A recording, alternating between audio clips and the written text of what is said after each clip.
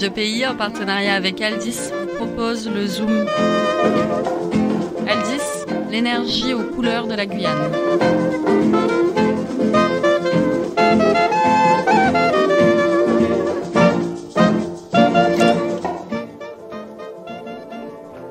Journal de bord du commandant Smallville à bord du vaisseau spatial l'Arche des Guyanotes. Nous sommes partis dans l'espace depuis la Guyane il y a maintenant 10 ans. Le moteur de l'Arche fonctionne toujours et uniquement grâce à nos réserves d'Awara.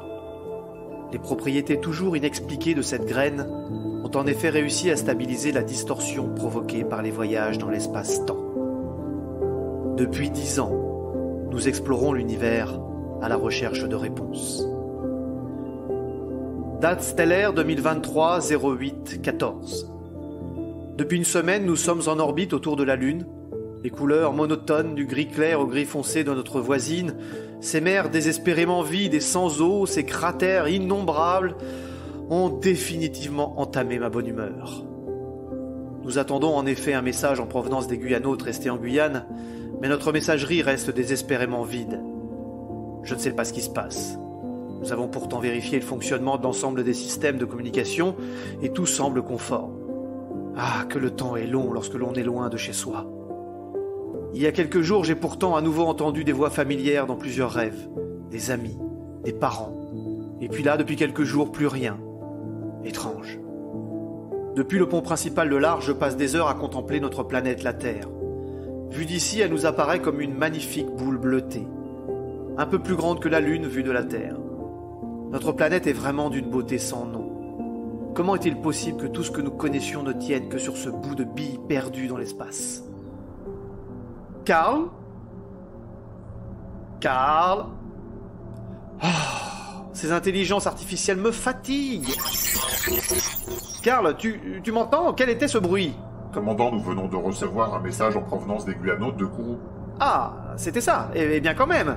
Comment ça se fait-il que cela ait pris autant de temps ? Votre question est légitime, commandant. Je n'ai cependant pas de réponse à vous proposer. Oui, bon. Je me demande parfois à quoi tu peux bien servir, espèce de moule à gaufre. Allez, lance le message.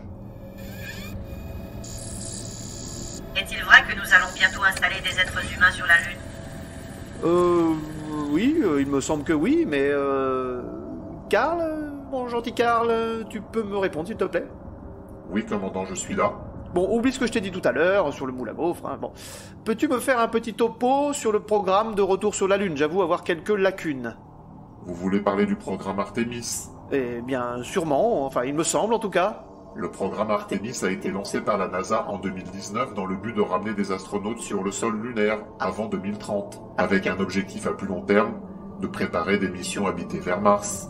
Tiens donc, on irait sur la Lune juste pour se préparer au grand saut, quoi. Tout à fait, commandant. Mais en quoi est-ce plus facile d'aller sur la Lune, finalement ? Il est beaucoup plus facile de se rendre sur la Lune que sur Mars, commandant. Principalement pour des raisons de distance. Par exemple, avec des moyens de propulsion classiques, le trajet Terre-Lune ne prendra que 3 jours environ, alors que celui vers Mars prendra au moins 6 mois. De plus, les communications entre la Terre et la Lune sont quasiment instantanées, alors que les communications entre la Terre et Mars prendront 3 à 20 minutes pour chaque envoi de message. Les équipes sur Mars devront être beaucoup plus autonomes. C'est pourquoi le programme Artemis est une répétition générale et surtout un moyen d'accélérer les développements technologiques permettant de résoudre toutes les questions liées au vol habité dans l'espace. Mais dis-moi, ça va coûter combien tout ça et qui c'est qui va payer ? Dans sa première phase, jusqu'en 2025, c'est principalement les contribuables américains qui financent ce programme avec une enveloppe globale d'environ 100 milliards de dollars. Waouh, mais c'est monstrueux ! Oui, mais commandant, le budget annuel de la défense américaine est d'environ 700 milliards de dollars. Oui, bon, et donc, qu'est-ce qu'on va y faire alors sur la Lune ? Le programme Artemis vise à établir une exploration durable en utilisant la Lune comme une plateforme pour tester des technologies, acquérir de l'expérience et préparer des missions spatiales plus lointaines.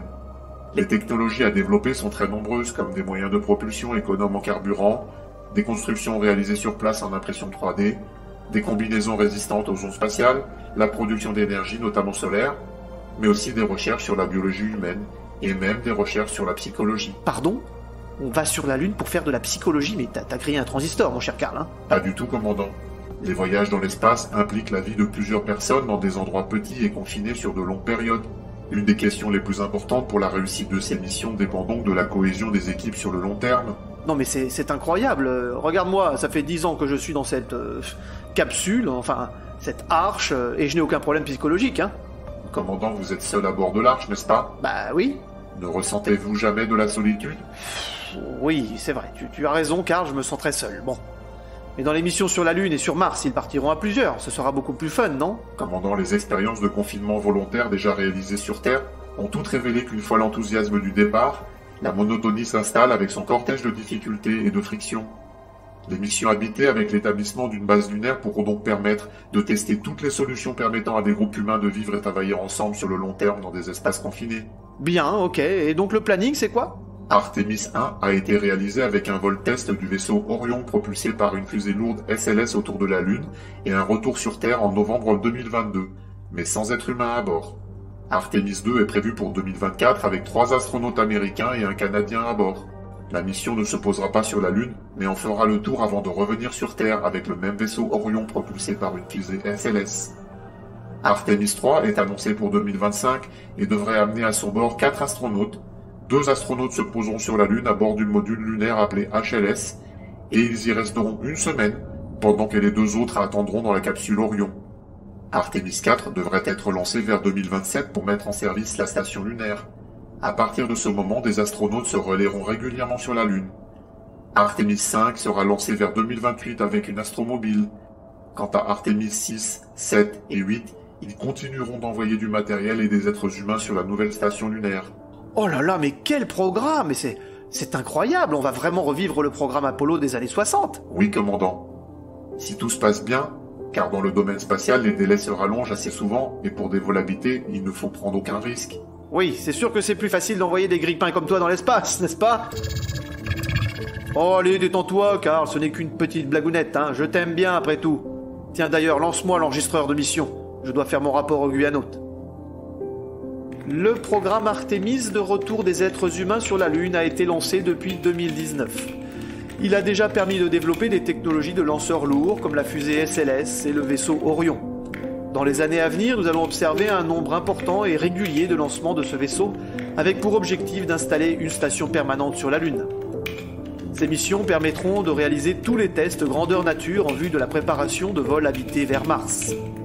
Ce programme va également permettre de développer un nombre incroyable de technologies dans tous les domaines de la science, y compris de la psychologie.